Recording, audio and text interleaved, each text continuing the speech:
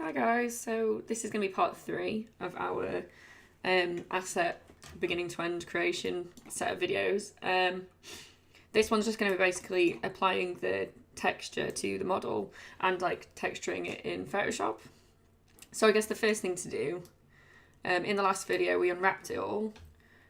So what we're going to do in this one is we're going to open up the material editor. Should just look like this. I'm just going to type in standard up here because we're going to, or you could spell it correctly, that'd be good. Just drag this in. So we're just going to use the standard one, and then we're also going to drag in a bitmap as well.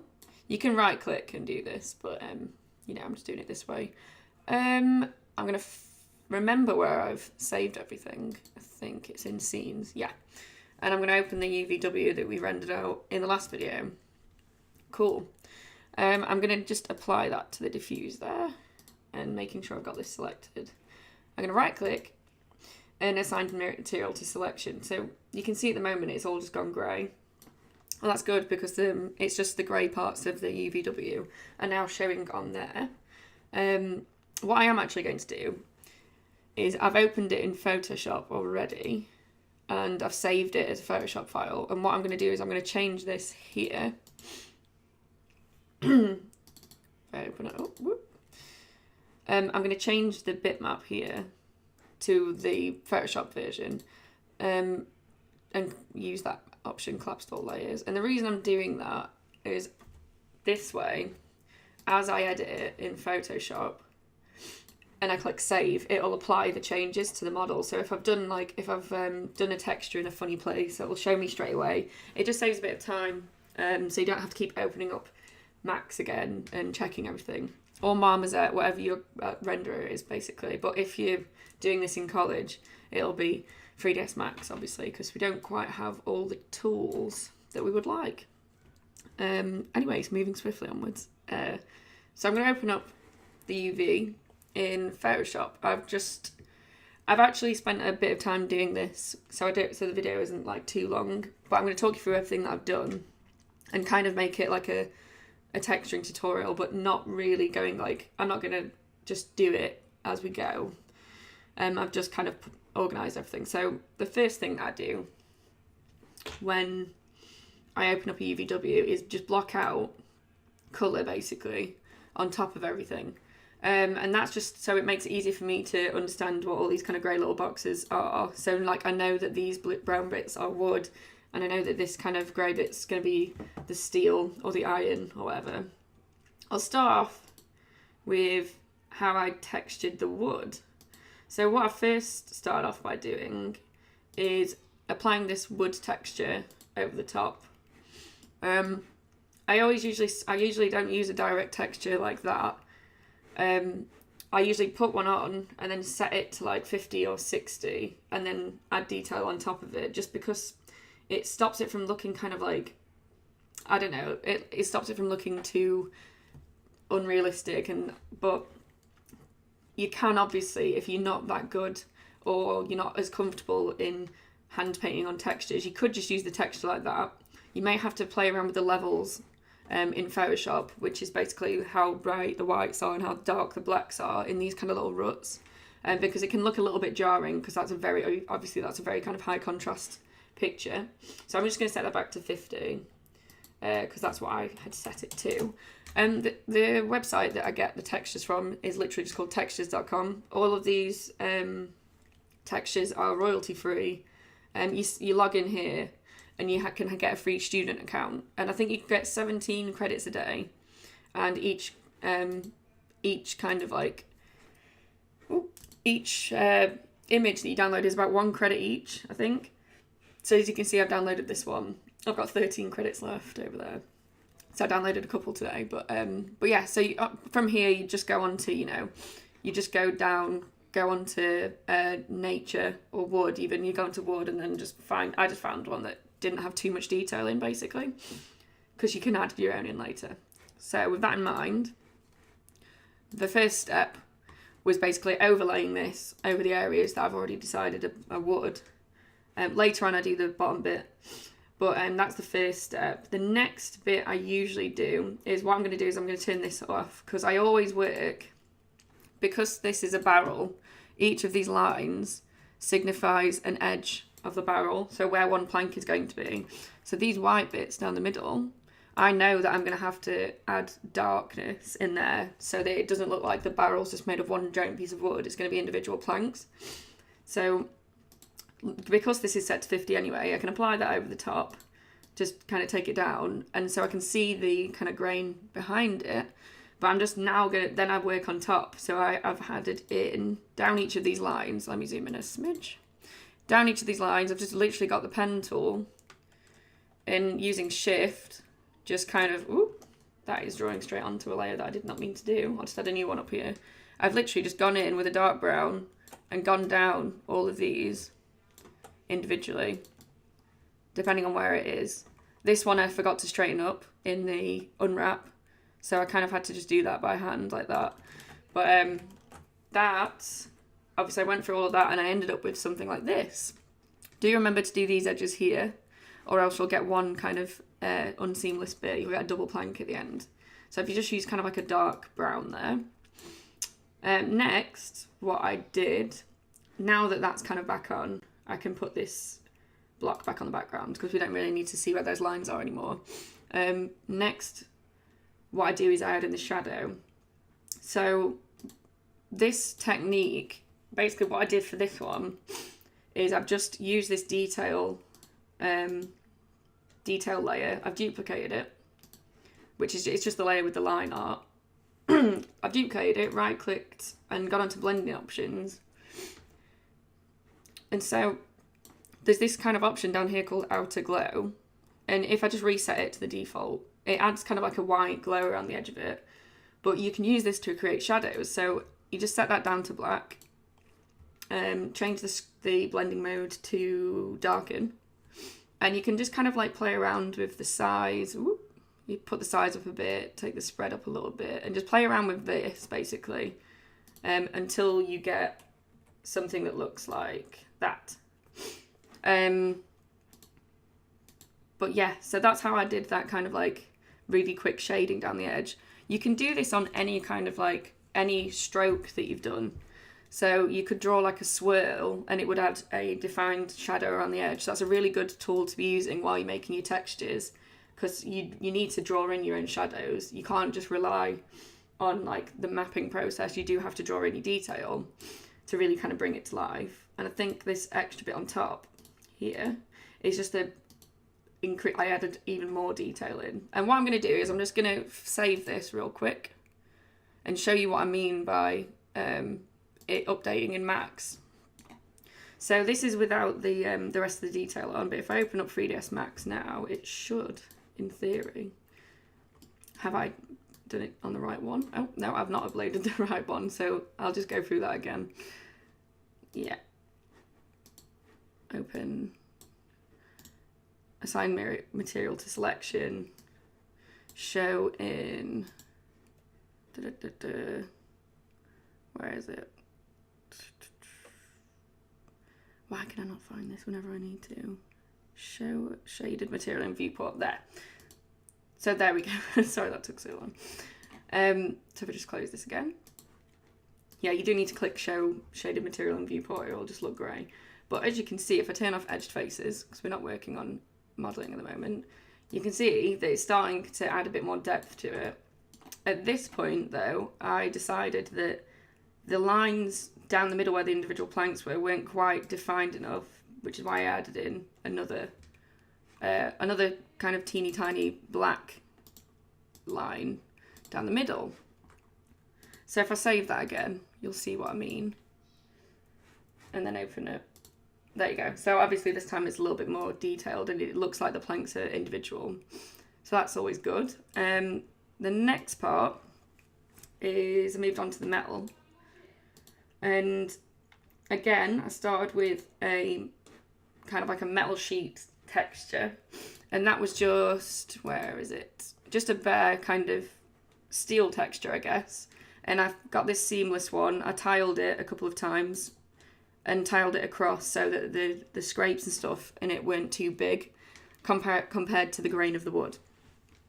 And then what I did, I decided, like, I saved it, and I was like, oh, that's still really quite bright, and it needs to be a bit darker. So I went on to levels, which I could just show you how I did it again. That's what it ended up looking like. But if I just add another layer, you have to right-click it and create clipping mask. So if I release that as a clipping mask, you have to right-click on a new layer, create clipping mask, and what that'll do is it'll apply the kind of changes that you're making to the Photoshop document, but it'll only apply it to this layer underneath. Because if I didn't do that clipping mask, it would apply it to everything underneath, and it'd make the whole picture look a different colour instead of just this one square here. So if I go on this, go down here. Oops, sorry, not that. Go down here and click on levels. Here it is. And what I basically did is this lump here in the middle is where you want this kind of your mid tones to be, and then you bring up these edges. Whoop. I've obviously done it on the wrong thing again. I'm not listening to my own advice. You need to make this into a clipping mask. When I have the ability to edit my videos, this won't be so much of a problem because I'll just edit this bit out, but oh well, let's make mistakes together. So yeah, when there's a bump like this, these are your mid tones, your bright ones are up here, your highlights, and then your shadows are down here. And you can move these independently of each other, but you just basically want to kind of like make it a little bit darker. I want to be able to see some more of that, the scratch and stuff. And then kind of get it to a level that you like, and then just close it, and then leave it stacked on top there. I'm going to delete that one because I think I did a better job on this one here. So I'm going to create a clipping mask and put that back on. But that's what I came to with that. The next step was if I take these both off, as you can see, these are the individual little bands. So it's like the two chunky ones here and then the two at the top of the barrel. I decided to put highlights in. So you may not be able to see this. You can hardly see this. It's set to like 1%. I'll set it to 5. But as you can see, when I turn that on and off, you can just kind of see these really kind of basic little lines appearing. And what I did was I put a white line down the middle of all of these here, like but literally just along here. Ooh.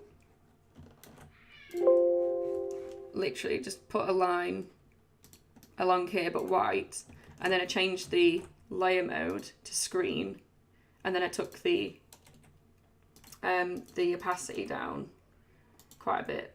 I'll just delete that layer again though, because I don't need it. The reason I did all of this stuff before recording the video is this took a while to do. Not a while, but it took more than half an hour just to kind of like run through it all, and I don't want to make this video any longer than it needs to be. So I'll pop these back on.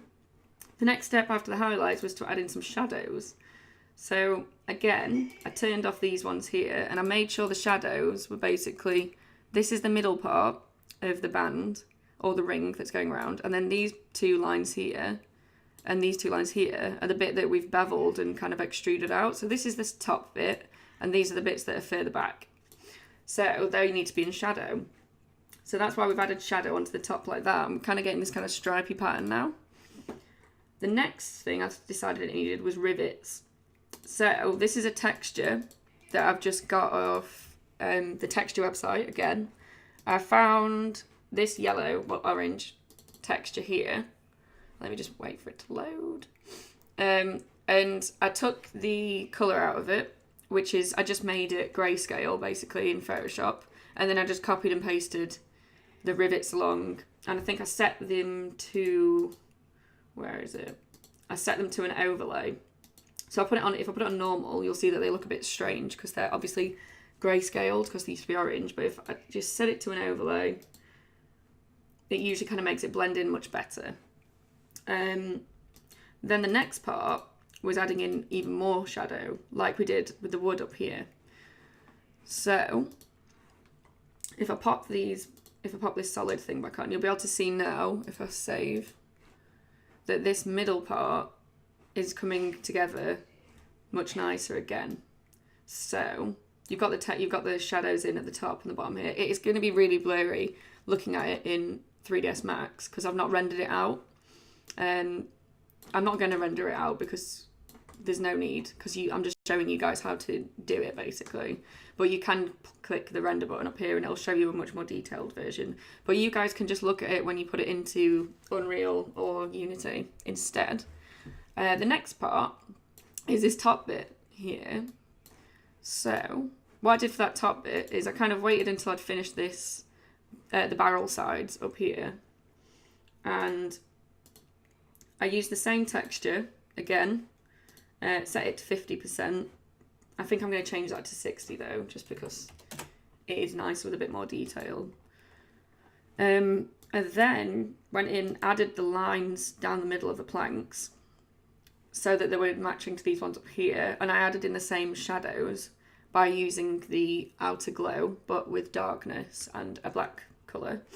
And then I added even more shadowing, because if I turn off these bits again, this bit, this is the kind of like outer bit of the barrel, and because this kind of like lid part is set underneath where the top parts of the barrel come up to, they would be in shadow, and then this bit in the middle would be kind of like lighter. So with that in mind, if I just save this again, you can do this a lot neater than I have done. Obviously UV maps don't have to be like incredibly neat, but it is good to get in the habit of making everything quite neat. So right, yeah, so if you can see now, there's a nice shadow in here that we've painted in, but it's still kind of like, I still felt that it wasn't enough. Like I was like, well, it doesn't really look like real. This seam over here looks a bit strange. There's no shadow here to say that like where the rings are set, there's no shadow there. So then the last thing that I did is I just went in with all of these kind of closed. I organised all of my stuff into little folders, subfolders, because if you want to go in and tweak one thing, it's just easier to know where everything is. So I went in and added additional shadows everywhere. So what I did was I used the same technique of just drawing a line over the top and kind of like putting it onto overlay. Yeah, I put it onto normal, but it was an overlay, but then I've kind of combined them all. So I put shadow here, because these parts here are where these kind of rings are sitting in between, so they need a shadow above and below it. I put a shadow here at the very top, because that's where this bit connects with the edge of the kind of lid for the barrel here. And I put a nice dark line right around the edge. If I turn off these, you'll see that I've put the line right around kind of like the edge of the shape, just along where the green was. Ooh, along where the green line was. And a really deep one at the top here, because that's where it kind of, that's where it attaches to the barrel lid. So if I put all of these back on, this is the finished texture that I came up with for our simple barrel, basically. Let me save that. But yeah. So yeah, it just looks a lot deeper, and it just looks a lot more natural with that shadow in there. Obviously, you can add more detail. You could add on like a, I don't know, like a stamp of the name of the company of the barrel, or like whatever's in it. It doesn't have to be a wooden barrel. It could be made of something completely different. But if you follow this process beginning to end, and you apply that to any other model that you're creating to put into an Unreal environment or a Unity environment, in theory, you should be able to apply this to any more complicated model. So yeah, that's our finished little barrel. Again, I'm not going to render it out, just because it's a bit of a waste of time. But yeah, you should be able to apply this to anything you guys are doing now. If you do have any questions, you can just ask me in lesson. That's completely fine. But yeah, cool. Thanks, guys. I look forward to seeing all of your work.